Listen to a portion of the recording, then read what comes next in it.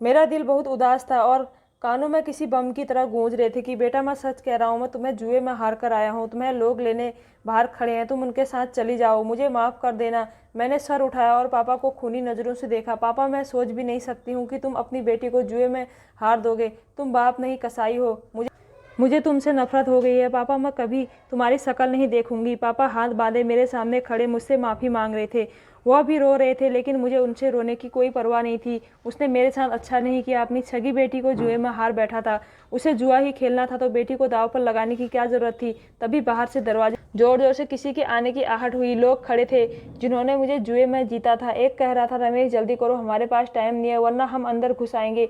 मैंने नफरत भरी नजरों से दरवाजे पर डाली। जैसे ही वह दोनों अंदर आए, पापा बस बार बार यही शब्द दोहराए जा रहे थे, मुझे माफ़ कर दो बेटी, मुझे माफ़ कर दो बेटी, मैं तुम्हारा पापी बाप हूँ। फिर पापा मुझे बाजू पकड़कर बाहर ले गए। बाहर दो लड़के खड़े थे जो शक्ल व सूरत से ही बदमाश लग रहे थे। उन्होंने हवस भरी नज़र से मुझे देखा और एक गाड़ी में बिठाकर चल पड़े। पीछे पापा रोते रोते दरवाजे पर ढेर हो गए थे। मुझे अपनी इज्जत खतरे में लग रही थी। उन दोनों बदमाशों की नज़र मेरे चेहरे पर गड़ती हुई महसूस हो रही थी। मेरे पापा एक जुआरी थे। उसे जुए की बहुत बुरी लत लगी हुई थी। जुए की वजह से वह घर का आधा सामान बेच चुका था। जो बचा था वह भी बेचने का इरादा रखता था, लेकिन सामान बेचने के बजाय अपनी बेटी को जुए में हार गया था।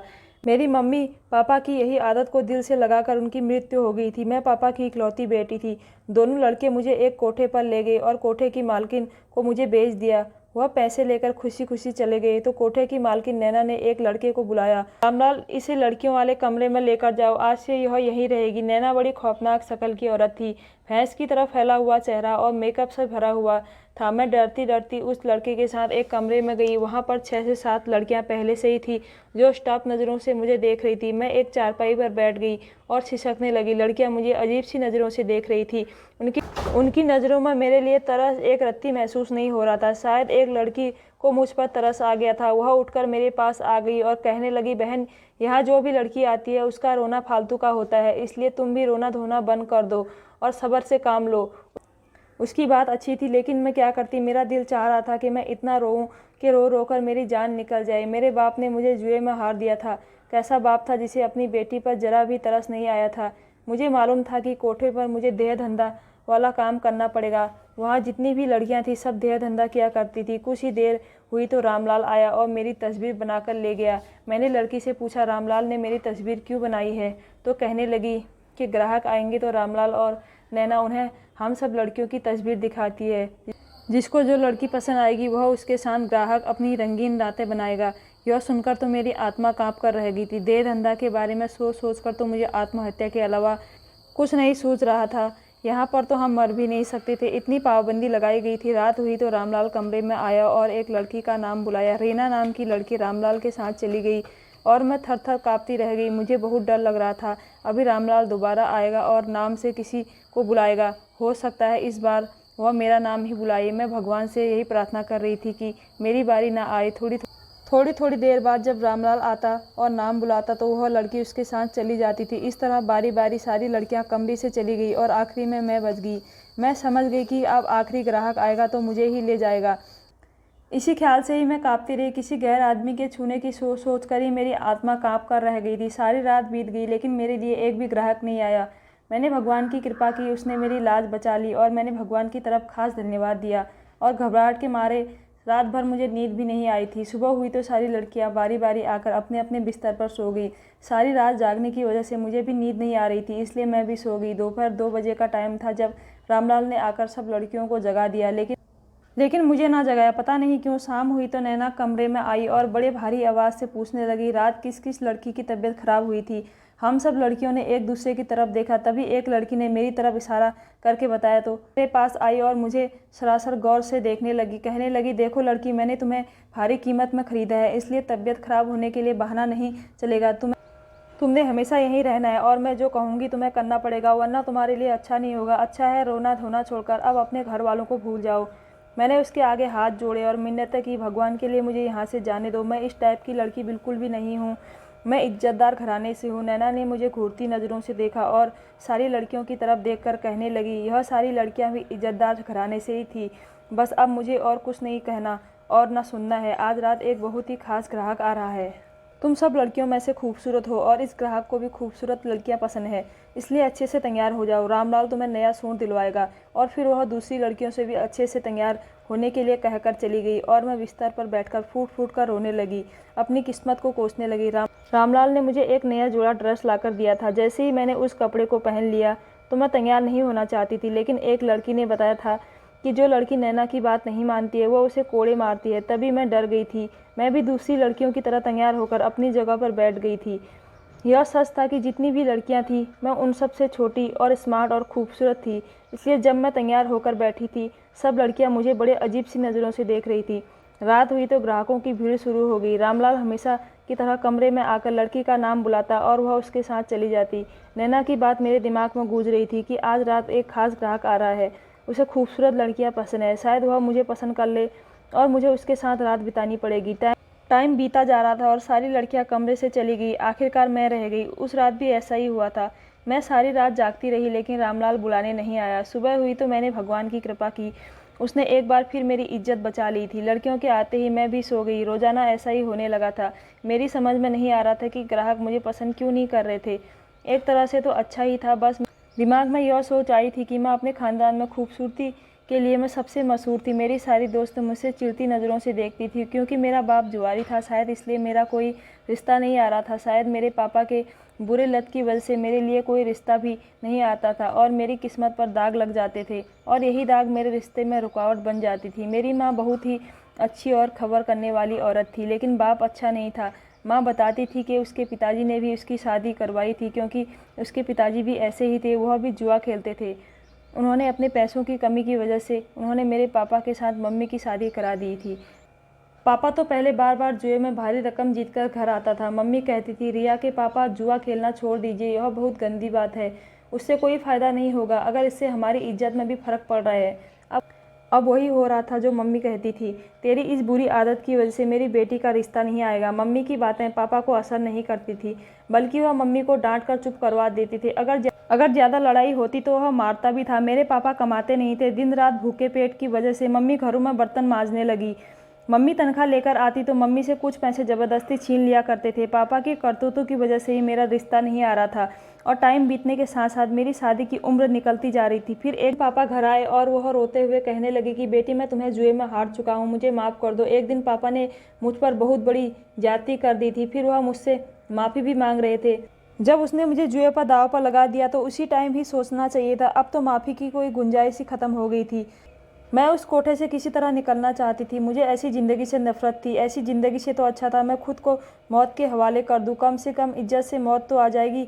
वहाँ से भागने का कोई रास्ता दिखाई नहीं दे रहा था। नैना ने कोठे के गेट पर 2 गार्ड रखे हुए थे। मुझे कोठे पर आए हुए 1 हफ्ता हो गया था, लेकिन अभी तक मैं किसी ग्राहक को पसंद नहीं आई थी। मैं रोज़ाना रात को अपने बिस्तर पर जागते जागते पूरी रात बिताती थी और फिर सुबह ही सोती थी। जब लड़कियां भी हैरान थी कि 1 हफ्ता बीतने के बावजूद भी अभी तक किसी ग्राहक को पसंद क्यों नहीं आई थी। एक लड़की ने अपनी साथी लड़की से मेरे बारे में बातें बनाना शुरू कर दिया था।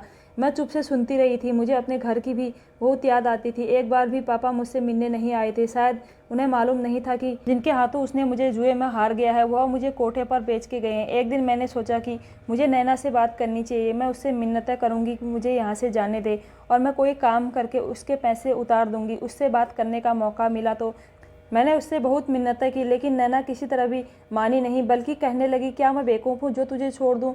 तू मेरे लिए सोने की चिड़िया है। मैं कमरे में आकर बहुत रोई थी, भगवान से मदद मांग रही थी कि वह मुझे इस दलदल से निकाल दे। जब मैं रोती थी तो रामलाल मुझे बड़ी तरसती नज़रों से देखता था, लेकिन बात कोई नहीं करता था। एक रात जब सब लड़कियाँ अपने अपने ग्राहकों के साथ रात बिताने कमरे में चली गई तो मैं उठकर कमरे से बाहर निकल आई। मैंने सोचा था कि शायद मुझे यहाँ से भागने का कोई मौका मिल जाए।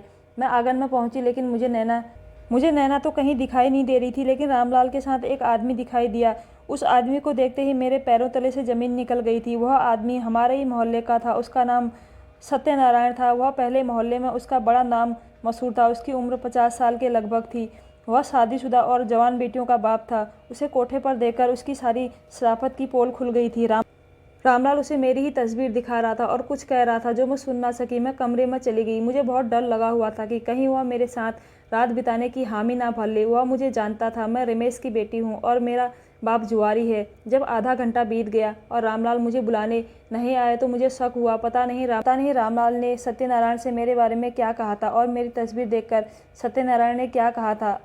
अगले दिन जब रामलाल मिला तो मैं उसे पूछने लगी, तुम पूछकर क्या करोगी? वह आदमी तुम्हारी तस्वीर देखकर हैरान हो रहा था कि तुम उस कोठे पर कैसे पहुंची। तो मैंने उसे बता दिया कि तुम्हारा बाप तुम्हें जुए में हार गया था और जुआ जीतने वाले यहाँ बेच गए हैं। तुम्हारे अलावा और कोई लड़की नहीं थी, इसलिए वह वापस चला गया था। मैंने सुकून की सांस ली और पूछा कि उसने मेरे साथ रात क्यों नहीं बिताई। रामलाल ने गौर से मुझे देखा और कहने लगा, मुझे नहीं मालूम, बस कुछ दिन इंतजार कर लो। बस चला गया और मैं डर कर रह गई। रामलाल की आंखों में न जाने ऐसा क्या था, उसने मुझे डरा कर ही रख दिया था कि बस कुछ दिन इंतज़ार कर लो। मुझे उलझन में डाल गया था। मैं सारी रात उसकी बातों पर गौर करती रही थी। कुछ समझ में नहीं आया कि मुझे रामलाल की आंखों में अपने लिए मोहब्बत दिखाई दी थी। शायद वह मुझे पसंद करने लगा था। वह खुद भी हैंडसम और लंबे कद का नौजवान था।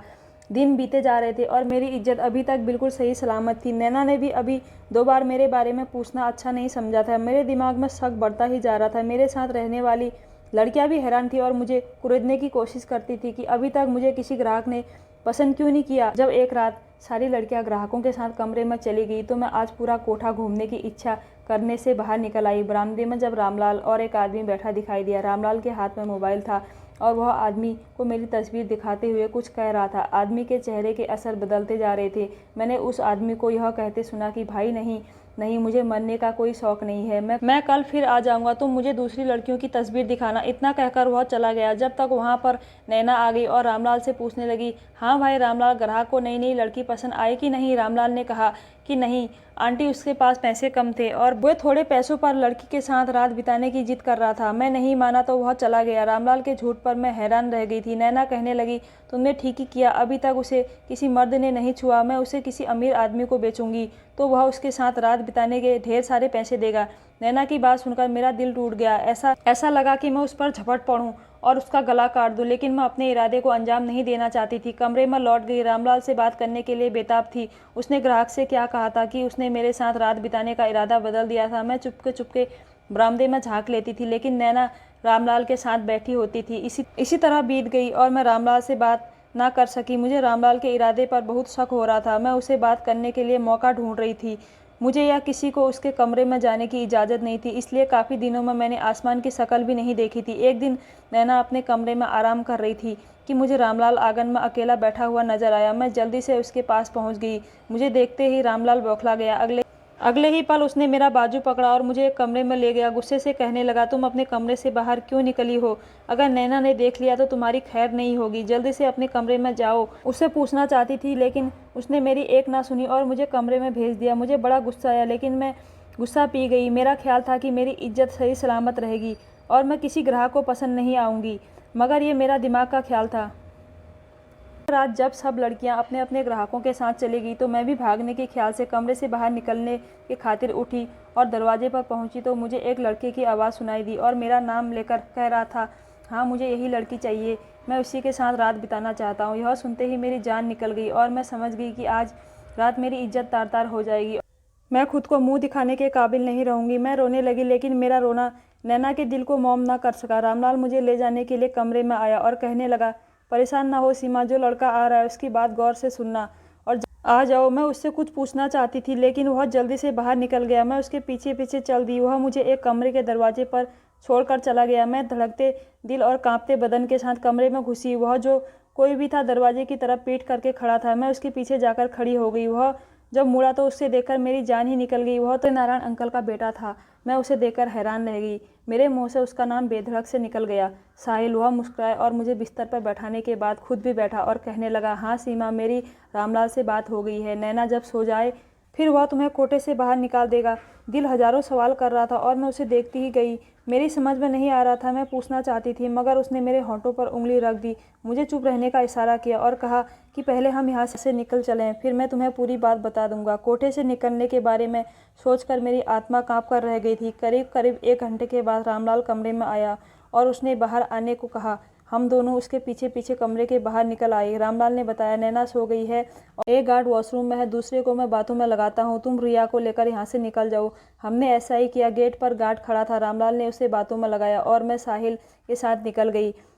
वह सीधा मुझे अपने दोस्त के फ्लैट पर ले गया। मैं बेहद खुश थी। मुझे यूँ लग रहा था जैसे मुझे नई ज़िंदगी मिली है और नई आज़ादी। मैं सारी बात भी जानने के लिए बेताब थी और बेचैन थी। तभी साहिल ने बड़ी डिटेल से बताना शुरू किया। मैं किसी काम से तुम्हारे घर गया था।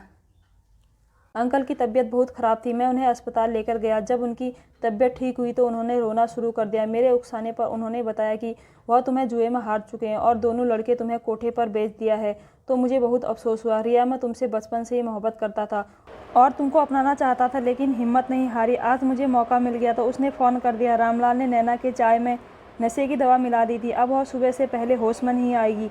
गार्ड की समस्या थी तो एक गार्ड इत्तेफाक से वॉशरूम में गया था और दूसरे को रामलाल ने बातों में लगा दिया था। अब तुम्हारे भागने का इल्ज़ाम रामलाल पर नहीं आएगा। मैं तुम्हें सुबह घर लेके जाऊंगा और हम दोनों साधारण तरीके से शादी कर लेंगे। क्या तुम मुझसे शादी करना चाहोगी? साहिल की बात सुनकर मेरे अंदर सुकून की लहर दौड़ गई थी और मैंने भगवान की कृपा की थी कि सारी बात मेरी समझ में आ गई थी कि मेरी इज्जत अगर सही सलामत थी तो वह साहिल की वजह से और रामलाल की वजह से। उसका सिला तो मैं रामलाल को नहीं दे सकती थी, लेकिन मेरे साथ तो मेरा भगवान था। सुबह होते ही मैं साहिल के साथ सत्यनारायण अंकल के घर पहुंच गई। सत्यनारायण अंकल ने सब कुछ अपनी माँ को बता दिया था। सत्यनारायण की पत्नी यानी साहिल की माँ शादी पर राजी हो गई। हमारी शादी बड़ी साधारण तरीके से हो गई। मेरी शादी में मेरे पिताजी भी आए थे। अब मैंने उन्हें माफ़ कर दिया था क्योंकि वह बहुत बीमार रहने लगे थे। अब उन्होंने जुआ खेलना भी छोड़ दिया था और मुझसे बहुत शर्मिंदा थे। वह बार बार मुझसे माफ़िया मांग रहे थे। आखिरकार मैंने पापा को माफ़ कर दिया और मेरे पापा और हम सब अच्छी ज़िंदगी बिता रहे हैं। धन्यवाद दोस्तों। कैसी लगी आपको मेरी वीडियो? अगर अच्छी लगी तो लाइक, शेयर, सब्सक्राइब।